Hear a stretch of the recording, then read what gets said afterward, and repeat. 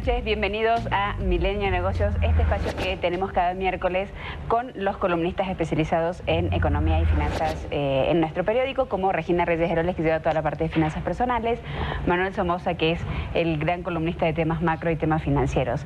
Y hoy tenemos a un invitado muy especial, a Larry Rubin, que es el representante del Partido Republicano en México y también presidente de la American Society. Acabas de llegar de Washington, ni más ni menos que de la toma de mando de Donald Trump en el gobierno de Estados Unidos, el presidente 45.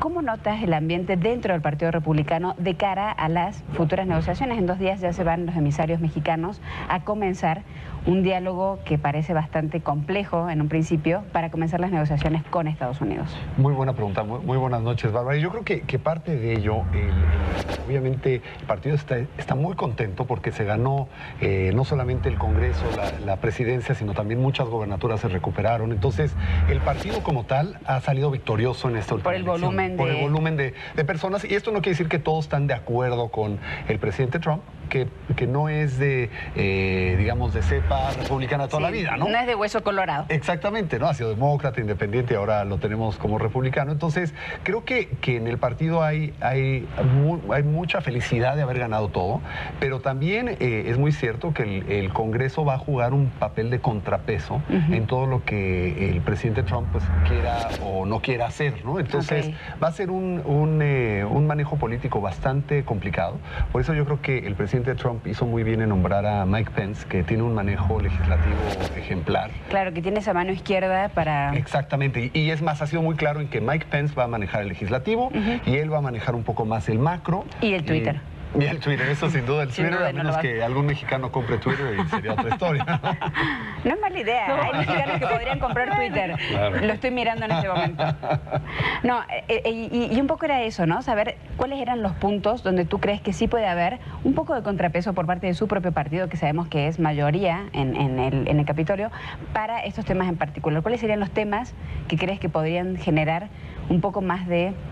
no sé si contrapeso, pero balance a la postura casi unipersonal que tiene Trump ante ciertos temas? Yo creo que particularmente el Tratado de Libre Comercio es una parte muy importante. Entonces ahí va a tener al Congreso, particularmente Paul Ryan, que ha sido alguien muy pro comercio, igual que Mitch McConnell. Claro. Paul Ryan es el líder de la Cámara Baja y Mitch McConnell el líder de los senadores. Y los dos son pro TLC. Exactamente, entonces los dos son pro TLC. Es más, Rex Tillerson, que ayer que acaba de ser confirmado como secretario de Estado, también es muy pro TLC. Cuando él estaba en Exxon lo ayudó mucho en los diferentes tratados, incluyendo el Telecán.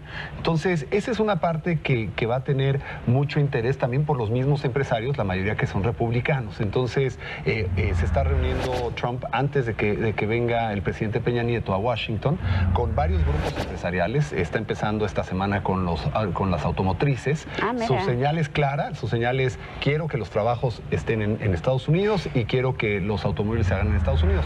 Pero ahí está muy interesante porque ahí se va a poder reunir de cara con todos los líderes automotrices y estos les van a poder decir exactamente por qué no es tan lógico hacerlo, ¿no? Por qué Estados Unidos tiene desventajas sobre particularmente México, ¿no? Exactamente. Entonces, eso va a ser, yo creo que muy interesante, al igual que los diferentes grupos con los que se va a reunir de aquí hasta el 31 de enero. Tú tenías una pregunta que era justamente en ese sentido. Hay una nueva idea que está rondando el tema de comercio, y es que en lugar de revisar el TLC como tal, nos integráramos más y hiciéramos una unión aduanera entre Canadá, Estados Unidos y México, como es la Unión Europea. Exacto. Y como bloque saliéramos a competir con Asia y con Europa. Y ese es un win-win para los tres. Total. ¿Tú crees que tiene alguna posibilidad?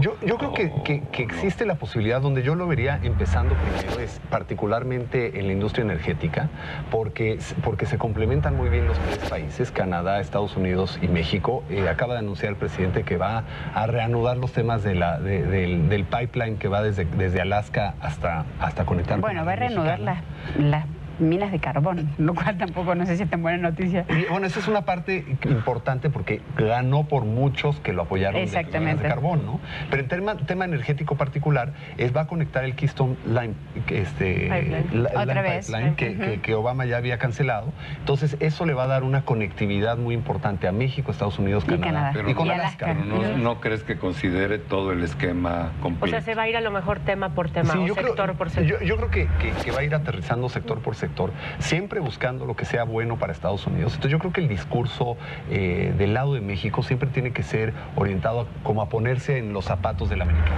porque es benéfico para el americano cuando esté negociando con Pero no debería ser al revés. No México debería ponerse en sus zapatos y que es beneficioso para México. Digo, ayer lo dijo el presidente, no vamos a hacer nada que no vaya a favor de México también. Digo, ponernos en el zapato del vecino está bueno, pero un vecino de que arrancó con una pared altísima entre nosotros está difícil. Y hay otra propuesta que también es muy importante por los efectos que tendría, que es el plan que tiene Paul Ryan de crear una especie de impuesto fronterizo donde hace no deducibles las importaciones para las empresas norteamericanas y las exportaciones las hacen no acumulables. Fíjate que eso ha sido interesante, porque como eso va en contra del OMC, ¿no? Entonces claro. no tiene mucho futuro y Donald Trump lo ha expresado así, no ha sido tan claro, por eso también los mercados no han reaccionado muy bien en estos últimos días. Porque hay incertidumbre, claro. Claro, está esa incertidumbre de saber exactamente cuál va a ser el plan, ¿no? Y obviamente si empieza una guerra de tarifas con cualquier país, pues todos van a responder, incluso pero aquí incluyendo no es guerra de tarifas, es simplemente aplanar el piso. Claro. Pero el tema yo creo que central ahí, que es muy cierto, Manuel, es al momento que Estados Unidos pone un VAT de 35%, pues México va a hacer lo mismo, ¿no? Entonces sí empiezas una guerra comercial interesante ahí entre países, ¿no? Y Canadá tampoco le gusta el concepto y entonces también puede reaccionar similarmente. Entonces yo creo que en esta discusión que tenga México y aclarando, me queda clarísimo que el presidente Peña Nieto tiene que estar muy claro en los objetivos a favor de México. No, y en los zapatos de México. Totalmente. Pero yo creo que en una discusión el que puedas entender la otra contraparte, eso me refiero, sirve muy bien. No quiere decir que vas a hacer lo que quiera la otra parte, sino más bien entender de dónde viene para poderle explicar, porque, por ejemplo, un caso muy certero, ¿no? El que el norteamericano entienda el beneficio del Telecán, por ejemplo, que los productos son más baratos, es mucho mejor que hablar... Es que eso no se lo han dicho. Exactamente. Y es un poco lo que tú traías. Y parte de lo que el mensaje que dicen, y ese es mi punto, el mensaje que dicen en Estados Unidos es, no, a las empresas mexicanas nos va muy bien. Pues ese no es el mensaje que les quieres dar a los americanos, ¿no? Es, no, oye, que sí te convengo. No, y ahí hay esos 40 centavos de cada dólar que están consumiendo que en realidad son de ellos, ¿no? Que creo que en comparación con China es como... El 4%. China. Bueno, Alberto de Garay decía, ¿no? 380,000 empleos en Texas dependen de TLC. O sea, ese número tampoco se ha dado. Tampoco. Claro. Entonces, era un poco lo que vos planteabas. Lo que quería un poco aterrizar contigo de la parte de las remesas, ¿no? O sea, tan solo en noviembre fueron 2.362 millones de dólares. Fue, creo que récord, una cifra récord, quizá porque todos nuestros paisanos allá estaban tratando de adelantarse a este famoso... En el año fueron 26,000. Se calcula así. No, impresionante. Versus bueno, 24 del 2015. Claro. Y sigue subiendo y se espera que enero sea otra vez un récord, un poco porque están a la expectativa de este famoso impuesto que podría pagar el muro, ¿no? Además, o sea, si le ponemos un impuesto a las remesas, que eso es una cantidad importante, pues con eso podrían pagar o pagaríamos los mexicanos el muro. Entonces, en este sentido, hay una real preocupación de los mexicanos y sus bolsillos por este dinero que les está llegando. ¿Y qué va a pasar? O sea, un poco, ¿cómo lo viste allá? ¿Hacia dónde va esto? ¿Y qué tanto podríamos realmente sufrir pues un impuesto en pues un ingreso que como familia contamos con él, ¿no? Claro, ¿no? Y obviamente lo de las remesas yo creo que es importantísimo porque tiene un impacto directo al bolsillo del mexicano. Tiene un impacto social. No, claro, hay comunidades que solamente viven de eso. Una atrocidad Totalmente. que le quitaran un centavo a esas. Yo creo que sería casi como un bloqueo cubano. Sí, sería una agresión. Y creo que lo que se ha empezado a ver en Estados Unidos, todavía el equipo completo del presidente Trump no está aprobado por el Congreso. Entonces, por ejemplo, hablando de la Secretaría de Estado, bueno, ayer se aprobó a Rex Tillerson, pero todavía no están los subsecretarios, no está todo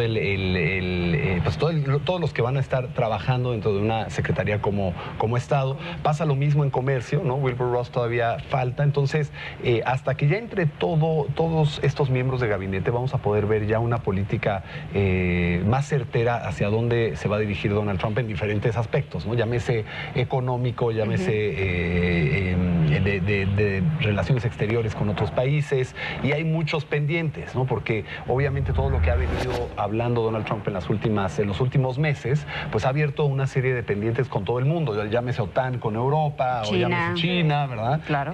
Obviamente México y Canadá también tienen un impacto. Entonces, pues será cuestión de que ya que el gabinete quede aprobado, pues se sienten y empiecen a ver cuáles son las prioridades, porque también un problema muy serio en Estados Unidos, y ese yo creo que va a dominar la prioridad, es cómo unificas a todo el país, porque claramente tienes muchos norteamericanos que no votaron por el presidente Donald Trump. Y están con una grieta muy lejos de él. Exactamente. Y son los que vimos en la marcha del sábado. O sea, al día siguiente... En lo que va a pasar esta semana me preocupa que a quién va a ver el canciller y el secretario de Economía, si no hay una contraparte oficial autorizada. Ross, ¿no? Mira, tienen una agenda bastante completa y los felicito porque van a ver a Jared Kushner, que es un Special Assistant y no necesita aprobación de Congreso, y Jared es el yerno y muy influyente dentro de esta administración. También van a estar viendo a Reince Priebus, el Chief of Staff, el que era mi jefe en el partido. Van a estar viendo también a Steve Bannon, que es el otro Special Assistant del presidente, que también tampoco requiere aprobación. Entonces, estos tres hombres... Pero no van a ver al de comercio. Todavía no, porque no pueden. No está aprobado. No. Pero lo importante es que estos tres hombres son muy cercanos. Yo diría que probablemente más cercanos que algunos de los nombramientos de gobierno. Y particularmente, por ejemplo, Jared, no solamente porque se casó con Ivanka, sino Jared contribuyó muy concretamente a que ganara porque él le diseñó toda la estrategia de Internet. Entonces... Ay, qué miedo me da ese señor. Pero ok, una de las cosas justamente con el yerno es que hoy canceló su reunión con Trudeau. ¿Esa es una señal que deberíamos leer en México? No, porque yo también siento que hay como un trato diferencial hacia Canadá y hacia México a la hora de hablar del TLC en Estados Unidos. ¿Sintieron lo mismo en el partido o no?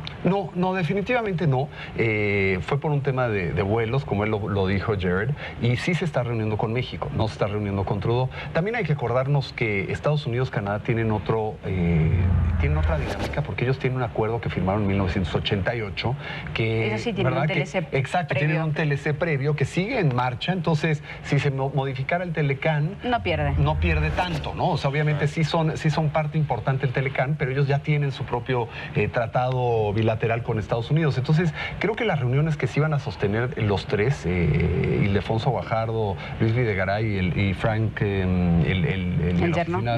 Frank, el de la oficina de la presidencia aquí, ¿no? Son buenas reuniones, creo que es un buen inicio, porque sí hay que empezar a trabajar con estos Special Advisors, que son un gabinete externo del presidente Donald Trump y a quien le hace mucho caso también. Bueno, esperemos para nuestro próximo programa, que es el miércoles que viene, esperemos ya tener buenas noticias de esto, que Larry nos está adelantando, que parece que va a ser algo muy positivo. Muy positivo. Te agradezco muchísimo la presencia, sé que acabas de llegar de Washington y que te hayas acercado a visitarnos a nuestro programa. No, al contrario. Regina, como siempre, espero que en tu columna puedas dar tranquilidad desde el punto de vista de las remesas. Manden las remesas. Manuel, que para tu próxima columna nos puedas explicar esto del piso parejo y los impuestos comunes en la frontera. Y a ustedes los invito nuevamente el próximo miércoles aquí por Milenio Televisión para ver Milenio Negocios. Muchas gracias.